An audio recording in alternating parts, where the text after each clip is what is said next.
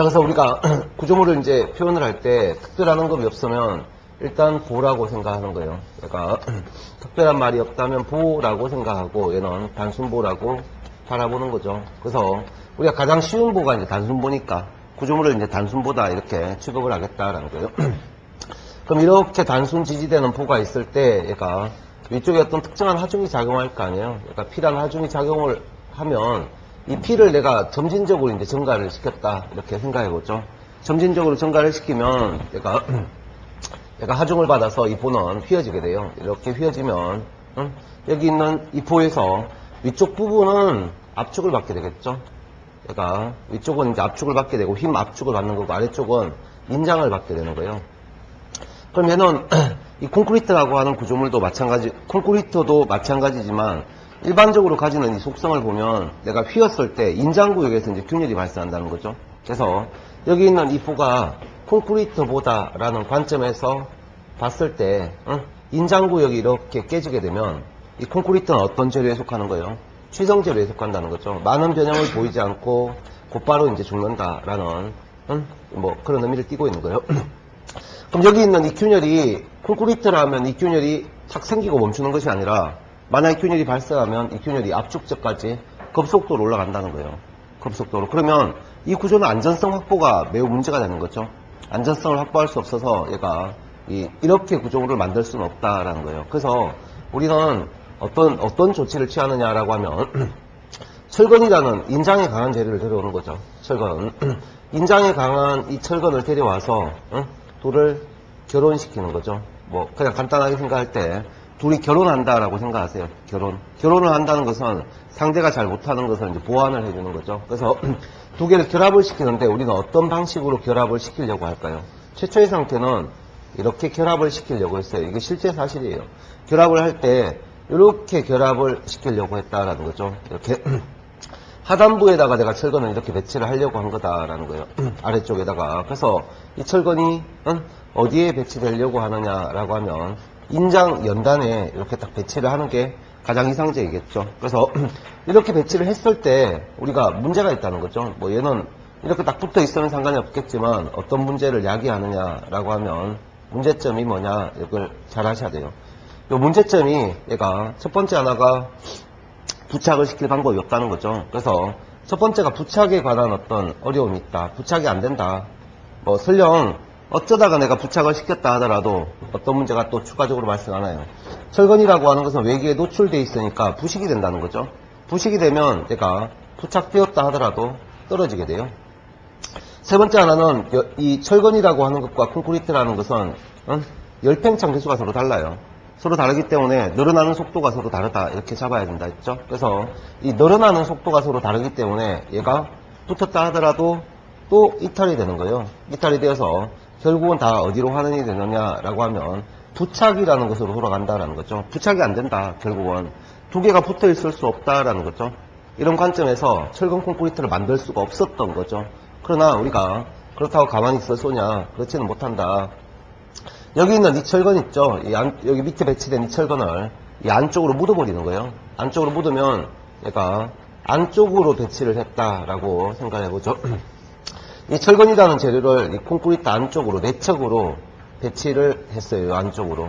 안쪽으로 이렇게 배치를 하게 되면, 배치를 하면 얘가 첫 번째 부착에 대한 문제를 해결할 수 있나요? 부착에 대한 문제. 얘가 안쪽, 좀 전에는 우리가 이 끝단에 딱 붙으려고 했던 거죠. 철근이. 일부만 딱 붙으려고 했지만 안쪽으로 묻음으로써 분노면이 많아졌죠.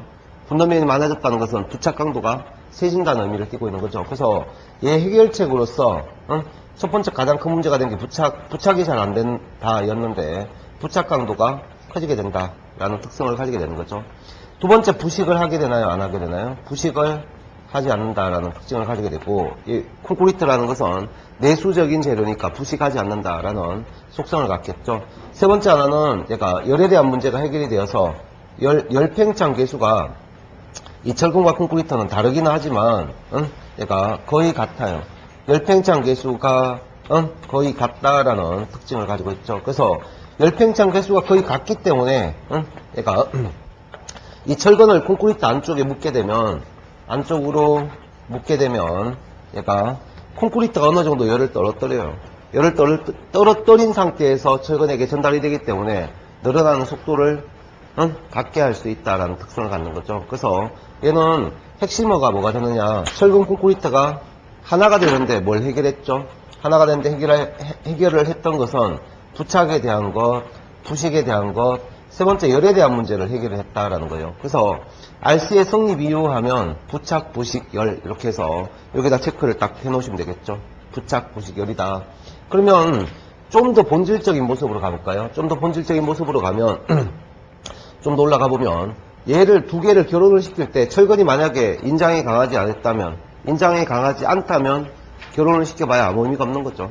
맞죠? 만약에 콘크리트가 압축에 강하지 않다면 결혼을 시켜봐야 의미가 없는 거죠. 맞죠? 그래서 서로 잘못하는 것을 잘하고 있다라는 의미에서 얘가 이 콘크리트라고 하는 것은 어디에 강하다? 콘크리트는 압축에 강하다. 응? 압축에 강하고 얘가 강하고, 그 다음에 철근이라고 하는 것은 어디에 강하고? 인장에 본질적으로 강한 거죠. 그래서 철근은 인장에 강하다라는 관점 때문에 얘가 두 개가 결혼을 할 수 있었던 배경이 되는 거죠. 그래서 얘는 이제 논리가 이 두 개를 결합을 하면 정의하고 이제 RC의 성립 이유하라고 같이 잡을 수 있는 거죠. 그래서 정의를 만약에 표현을 한다면 이렇게 쓸 수 있겠군요. 암기를 할 필요가 없어요. 콘크리트라는 재료가 인장에는 약하고 압축에는 취약하다. 따라서 약한 인장을 보강을 하기 위해서 인장에 강한 철근을 데려와서 결혼시킨다라고 생각하시면 돼요. 두 개를 결혼시킨다. 그래서 얘를 결혼을 시켰더니 얘가 원래는 이 아래쪽으로 철근을 배치해야 되는데 이렇게 배치하면 가장 이상적인 상태가 되는데 이렇게 배치할 수 없어서 우리는 안쪽으로 묻었다. 묻음으로써 뭘 해결했나요? 부착, 부식, 열이라는 문제를 해결했다라는 거죠. 이런 관점에서 철근 콘크리트의 성립 이유는 대단히 중요하다. 그래서 이 네 가지 내용을 꼭 기억을 하셔야 되는데요. 대부분의 시험 문제는 이 부착, 부식, 열에서 답이 걸리니까 이 세 가지 패턴을 꼭 잡고 계셔야 돼요. 자, 그러면 두 번째 나오는 것이 이제 RC의 장점과 단점이 나오죠. 철근 콘크리트는 어떤 특성을 갖는데 장단점이 있다라는 거예요. RC의 장점. 장점이라는 단어는 첫 번째 나오는 내용이 우리가 같이 한번 보면 이렇게 돼 있죠. 구조물의 형상과 치수의 제약을 받지 않고 만들 수 있다. 이런 내용이 나와 있군요. 그래서 첫 번째 있는 것은 뭘 사용하기 때문에 그런가요? 거푸집이라는 것을 사용하기 때문에 거푸집을 사용하니까 내가 원하는 형상, 어떤 형상도 내가 만들 수 있다라는 것은 좋은 거죠. 맞죠? 두 번째 나오는 것은 여러 조각의 구조를 하나로 만들 수 있다. 원래 여러 개가 있으면 다른 구동을 보여야 되는데 하나로 만들 수 있다는 것은 어떤 뉘앙스를 띠는 거예요? 일체식 구조로 만들 수 있는 거죠. 일체식 구조로 만들 수 있다라고 생각하시면 돼요. 그죠? 만들 수 있다.